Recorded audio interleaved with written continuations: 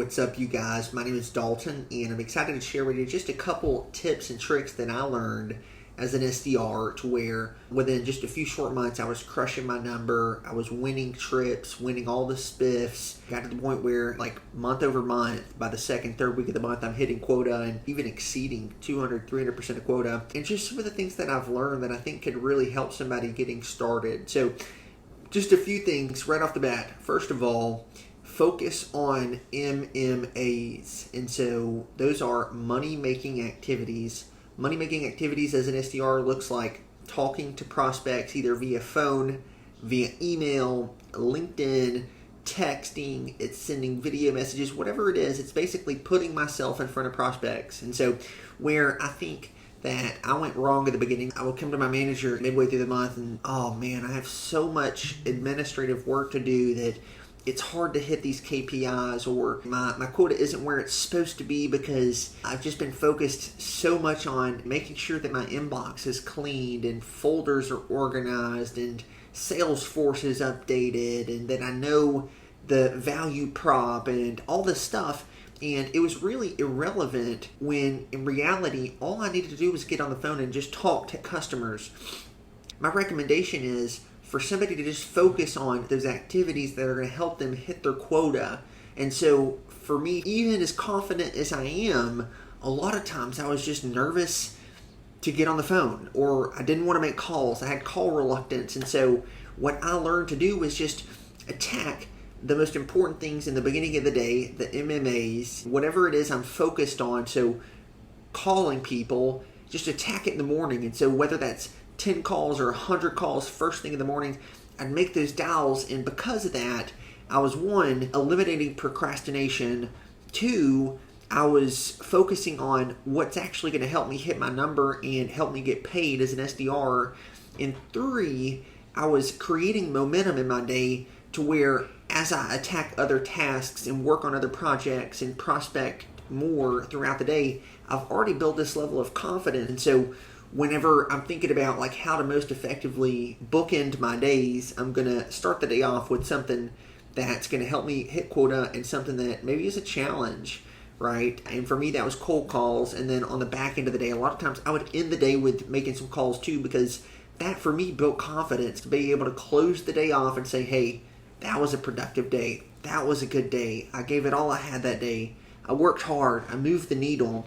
And for me, the confidence was just everything. And so whenever I'm talking to SDRs and they're asking about tips and tricks or strategies or sets or different techniques, tell them like main focus should be around, hey, let's work on our MMAs, our money-making activities, and then everything else we do should help assist those or should help us prepare to do those better, or maybe there's some administrative work, but the main focus should be those MMAs, and those typically only require a portion of the day, maybe 25, 35% of the day, maybe 40% at most.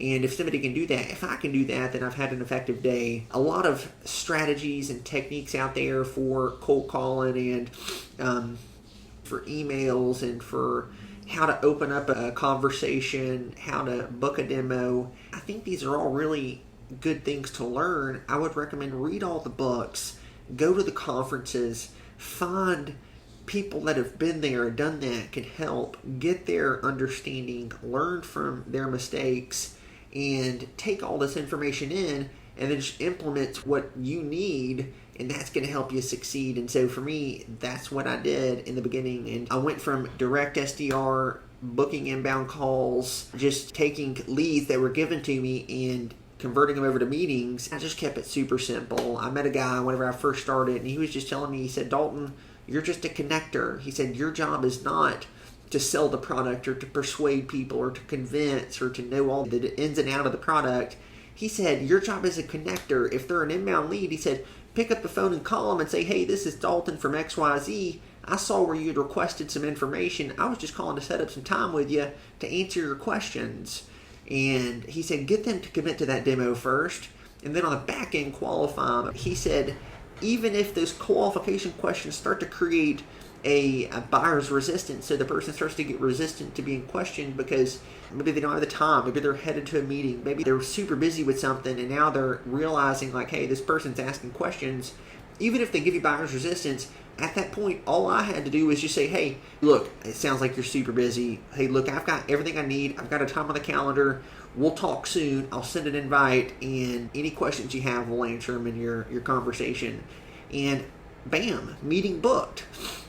For a while there, in fact, for pretty much my whole tenure as an SDR, I've held several records, and those records include most no-shows to a meeting, lowest conversion rates, most unanswered phone calls, most unread emails. But it's not because I just wasn't good at converting or I booked the wrong prospects. It's just I learned at the beginning that I need to take shots and I need to take risks, and that if in a month, if my conversion rate was 100%, but I only booked 50% of the meetings necessary to hit my number, then my manager is not going to be as happy, and I'm not going to get paid nearly as much as I would should I have a conversion rate of 25 or 30 or 50% and exceeded my quota. And so when I'm talking to folks that are just getting started, I'm telling them like, hey, focus on controlling the controllables, yes, but also hit your number. And you do that while making phone calls. You do that with emailing people. You do that with connecting and talking with people on LinkedIn or maybe Facebook or Instagram or text messages, things like this, video messages. These are all the ways that we actually get in contact with prospects. If I'm communicating with prospects, that's what moves the needle.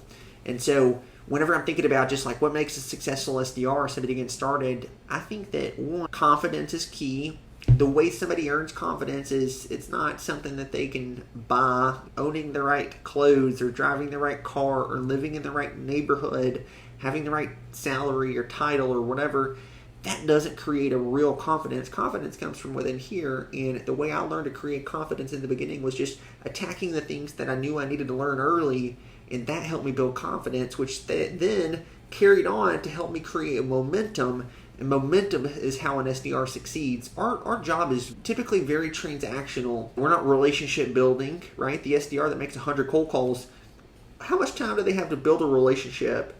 We're not going out to dinner with clients. We're not going and playing golf with any of the partners on the weekend. We have a very transactional type business, and for somebody to succeed at that, then they can't really create much of a pipeline. I hear this talk all the time, SDR world, we're creating a pipeline, and I think to an extent there is somewhat of a pipeline for sure. There's a lag time, right, from where I do activity and I see the results. There's this lag, and that is the pipeline itself, but for the most part, most of the meetings I'm booking, they're happening on the fly. They're happening instantaneously. I'm sending an email and I'm getting a response back. It's not 6 weeks back. It's not I'm building a relationship. It's not I'm calling this person. Maybe I do hit them with 3 or 4 emails and 5 phone calls and a LinkedIn message all within a 2-week period. But the moment I'm in contact with them, I'm finding out, yes, they're open to a conversation. No, they're not. I'm finding out, can we help? Or can we not? Are they open to exploring options, or are they closed-minded to opportunities? And that's all I want to find out. Right? Sometimes people bounce back and they'll respond to an email I sent 6 months ago, and all of a sudden this person's now interested in what we have to offer, and that's great. And that's why it's important to have multiple touches and to make a lot of noise so that people recognize brands and so that people recognize my name and they'll reach out to me when the time comes. But as an SDR, our job is very transactional. We're putting people into the pipeline. Our account executives are going to close the people out of the pipeline, and then our customer service and customer success is going to help implement those customers, and then that's how the business is built. And so I know a lot of people talk about creating a pipeline, but I think of it more like creating momentum. And if somebody can create momentum, then that person can have success. Because imagine this. Imagine you're an SDR and you hit quota the second week of the month, and you're now calling on a prospect, and that prospect gives you some rebuttals, or they don't want to talk, or whatever, or they're rude.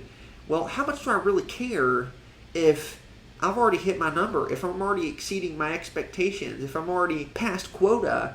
I don't care as much And the fact that I don't care as much a lot of times actually translates into that customer or that potential customer, that prospect, being more receptive to what it is that I have to offer. So there's nothing more important than hitting somebody's number. There's nothing I would focus on if I'm a brand new SDR other than learning how to prioritize those money-making activities and learning through that. Somebody's going to learn light years more making 100 calls than they are if they read 20 LinkedIn articles, or they'll learn so much more sending 10,000 emails than they will if they read a book on copywriting.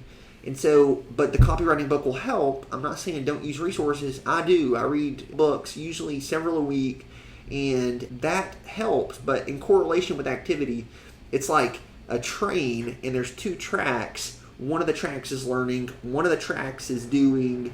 They're both necessary for that train to move forward, and there's more parallel to each other, then the faster that train can move.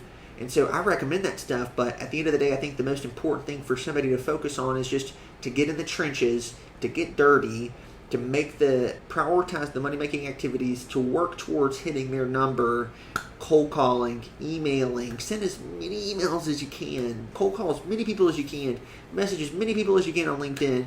Just learn how to have these conversations. That's going to build confidence, and confidence is going to carry somebody through their career. So with that, I hope this helps. My name's Dalton, over and out.